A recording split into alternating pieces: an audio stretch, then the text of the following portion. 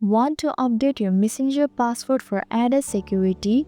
Here's how you can do it. Initially open the Messenger app on your device. Next, click on the three horizontal lines at the bottom right. From the menu, select Settings. Here, scroll down and click on See More to access the additional option. In the Account Center, find Password and Security and click on it. Under the Login and Recovery section, choose Change Password. Likewise, select the account for which you want to change the password. Then enter your current password in the designated field. Now create a new password. Always use a mix of uppercase and lowercase letters. Moreover, retype your new password to confirm it.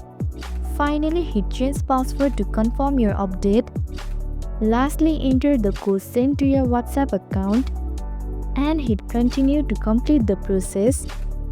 And you are all set. Hit subscribe to stay updated with more quick and easy tips.